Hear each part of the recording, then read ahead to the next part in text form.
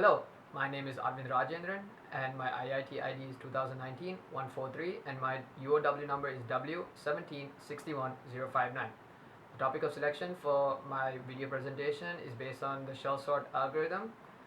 The purpose of this video is to get a better understanding of what is actually happening in the shell sort algorithm and the procedures that take place in it. Before we dive deep into what the shell sort algorithm is, let's take a look at a basic definition of it. The shell sort algorithm is basically a better variation of the insertion sort algorithm. The insertion sort algorithm is one in which the elements are moved one position ahead. If you'd like to move an element multiple positions ahead, then multiple movements are required, which results in the use of the shell sort algorithm. The equation displayed over here gives us an understanding of what the procedure is within the shell sort algorithm. So the equation gap equals floor times n by 2.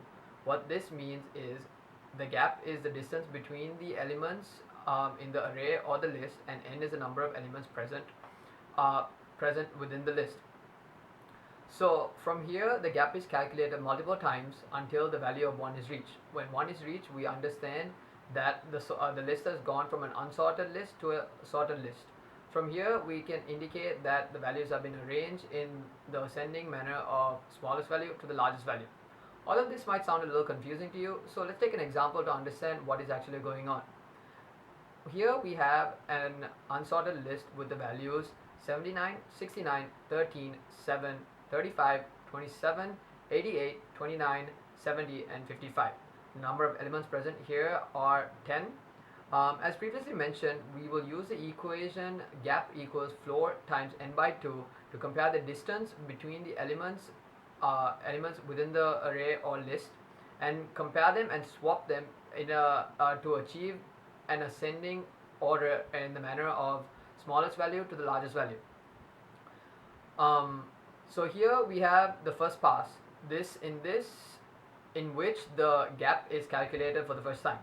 The gap is calculated with the equation provided, which results in the gap being 5. So since the number of elements being 10 divided by 2 gives us 5, this indicates the distance between each element to be compared is 5.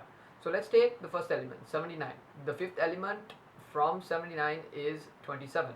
Since 79 is larger than 27, they both get swapped, bringing 27 to the beginning of the list. Next, we will move on to the second element of the list, which is 69. And when we compare that with the fifth element from it, it becomes 88. 69, and when you compare 69 and 88, 69 is smaller than 88, so no swapping takes place. So on and so forth. The trend continues throughout the entire list until we get an unsorted list of 27, 69, 13, 7, 35, 79, 88, 29, 70 and 55. From here we move on to the second pass. The second pass is determined by the same equation again, but in this equation we do not use n as the number of elements. N becomes the value of gap 1. The value of gap 1 was 5, so 5 divided by 2 would result in 2.5, which gets rounded off to 2. So from here we look at the unsorted list and we look at every element that is a distance of 2 away from the first. So what I mean by that is, let's take a look at the list. So we have the list 27, 69, 13, 7, 35, 79, 88, 29, 70 and 55. So when we compare the value 27 with the second element, with the element that is a distance of 2 away from it, that is 13. So we compare that and swap it, bringing 13 to the front and 27 to the position of 13, since 13 is smaller than 27. Then we compare 27 with 35. Since 27 is smaller than 35, no swapping occurs. As you might see, the red circles on the list, these are the values that are being compared. The values in between these red circles are brought out into a separate list, and they are arranged in the form of ascending order from smallest value to the largest value. Once this is done, we will get an unsorted list with the values of 13, 7, 27, 29, 35, 55, 70, 69, 88 and 79. From here we will move on to the third pass.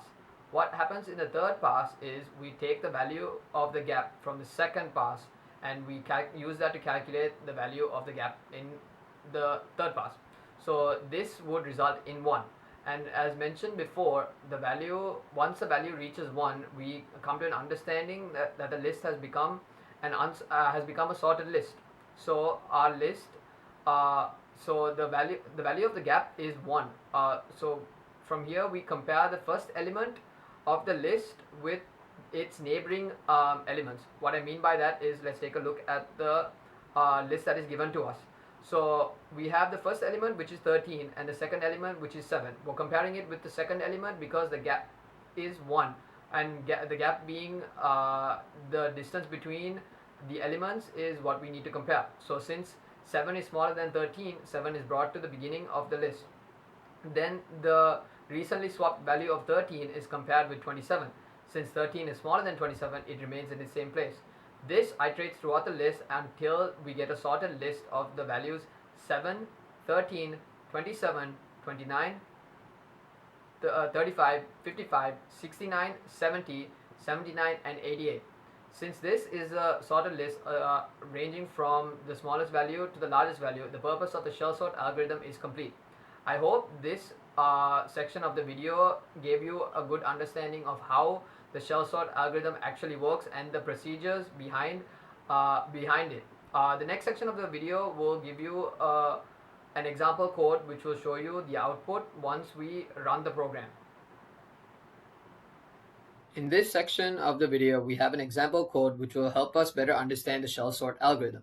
I've already taken the liberty of creating a program to help us understand what is going on. So here we have a method to create a random array between the values of 10 and 59. Below that is a method to display the said array in a horizontal manner to improve readability and to understand the procedure that is being carried out in the shell sort algorithm. Scrolling up to the top of the program, we have the main method in which the shell sort object is being set to an array size of 10. The array size can be changed depending on your wishes, but for the purposes of this video, we're keeping it to 10. From here, when we scroll down, we have the shell sort object in which the constructor of the array size of 10 indexes is being passed through, and this array size is stored in a new array called the array. From here, the generate random array method is being called to help populate the array. Moving on to the main portion of the code, we're defining an inner, outer, and temporary value. The inner and outer values will be the values in the array that are going to be compared. The temporary value will be the one that is going to be stored temporarily during the comparison and swapping of the inner and outer values. The inner is initialized to 1 and a while loop is created and it is set to less than or equal to the array size divided by 3. We're saying 3 because the array index always begins from 0, so that is why it is being divided by 3. Then the interval gaps are initialized. The interval gaps will vary depending on the size of the array that is being created. Another while loop is created within the initial one and will continue looping as long as the interval is greater than 0 and finally move on to an insertion sort. A for loop is created to continue incrementing the outer value that was initialized earlier until the end of the array. Inner is going to be assigned the highest value of the index to be checked against all values that come after that. And if a number is greater than temp, then it will be moved within the array. Another while loop is created to move the element that is greater than the temporary value up along the array. The smaller value assigned to the temp needs to be moved, so the values in the array are moved up one gap if they are bigger than the temporary. Then now we're going to run our program and it will help us understand what was actually being implemented. So the code has been run and it shows every single step that is being conducted. Feel free to pause the video and take notes of the code that is being displayed so that it helps you better understand what is going on. I hope this video gave you a better understanding of the algorithm, and thank you for watching.